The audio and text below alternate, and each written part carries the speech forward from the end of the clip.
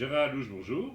Bonjour Guy. Gérard Alouche, vous avez décidé pour ces élections au Consistoire de Paris qui se tiendront le 24 novembre prochain de rejoindre le regroupement Tous Ensemble, conduit par Dov Zerad. En quelques mots pour commencer notre entretien, qui êtes-vous?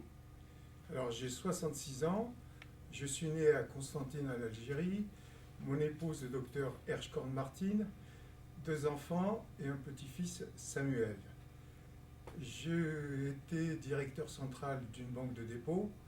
Aujourd'hui, je suis consultant en formation à activité commerciale et je suis maire adjoint de la ville de Saint-Maur où, avec une équipe de bénévoles, nous avons pu réaliser un grand rêve, le jumelage de la ville de Saint-Maur avec Ramat-Acharon.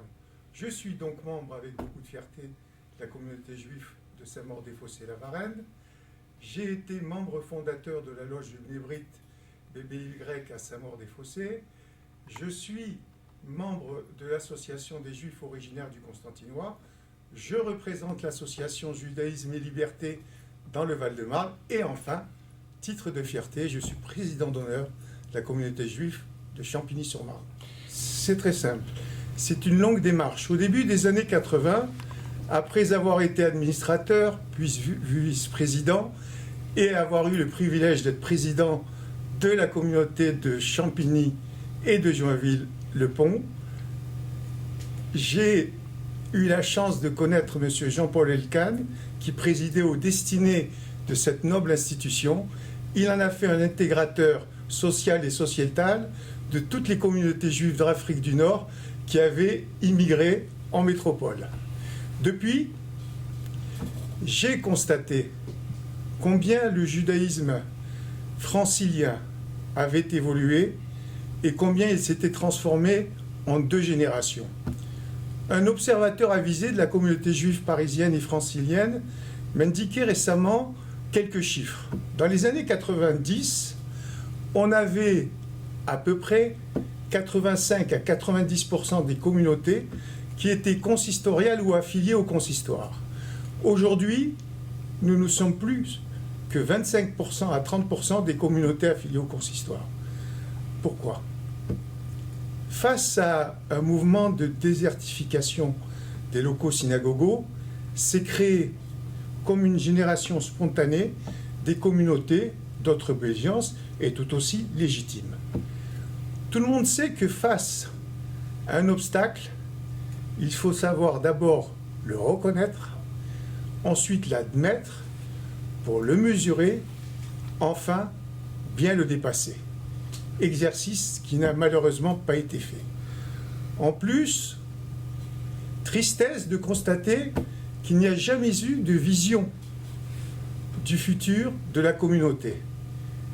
Avec ça, on peut ajouter aucune stratégie pour augmenter le parc d'adhérents de l'institution consistoriale. Pas plus que la création de nouvelles communautés. Pire encore, on note ici ou là, nous dit-on, des dérives dans la gestion quotidienne du consistoire.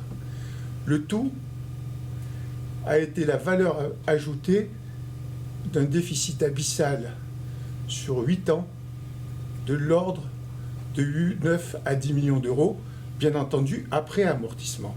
L'amortissement est une charge d'exploitation qu'il est nécessaire de déduire parce que la comptabilité nous l'impose.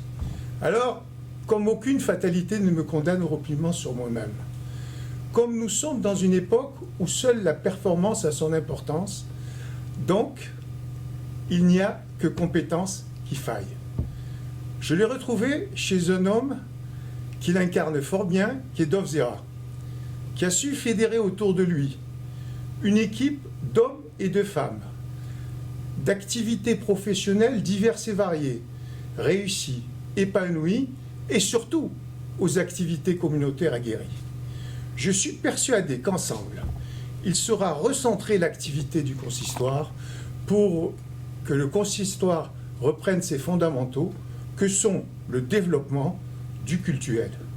On est bien loin de ce que j'ai pu lire sur le journal Amodia du 23 octobre 2013, où un des colistiers d'AJC disait « Le consistoire doit être l'organisation qui est le mieux pour représenter et défendre la communauté auprès des pouvoirs publics.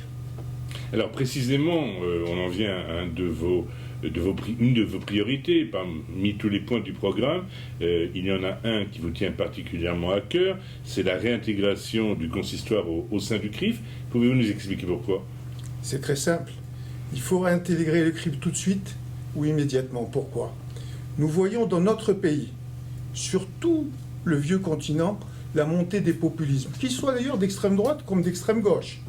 Si à cela on ajoute les menaces intolérables, inacceptables, de la laïcité extrême, qui veut à tout prix toucher à l'essence même du judaïsme, que sont la circoncision et l'abattage rituel, alors je préfère appliquer l'adage « l'union fait la force » et que le consistoire rentre tout de suite ou maintenant au niveau du CRIF. Si par malheur le consistoire central ne le voudrait pas, je le lutterai avec mes amis pour qu'au moins la CIP réintègre tout de suite le CRIF. Alors, nous sommes à peu de temps de cette élection du 24 novembre. Vous sillonnez les communautés, vous militez pour appeler le CAAL à choisir votre regroupement. Quelles sont pour vous les clés du succès? Les clés du succès, c'est très simple. Je vais formuler une phrase de Jean Baudin. Il n'y a de richesse que les hommes. Richesse dans l'équipe, qui sera dessinée le futur de cette belle institution. Richesse dans le personnel du consistoire, qui sera mettre au centre de son activité le service public juif. Richesse du corps rabbinique et du tribunal rabbinique, qui viendra en aide pour que nous puissions réussir ensemble. Et enfin, et surtout, je fais un clin d'œil à l'ensemble des commissions administratives et des présidents des commissions administratives qui représentent l'ensemble des fidèles, pour leur dire « Continuons le combat, nous aurons toujours une belle institution, le consistoire deviendra tricentenaire bientôt. » Merci Gérard Alou. Je rappelle que vous avez rejoint le regroupement Tous Ensemble, conduit par Dov Zera. Bonne chance. Merci Guy.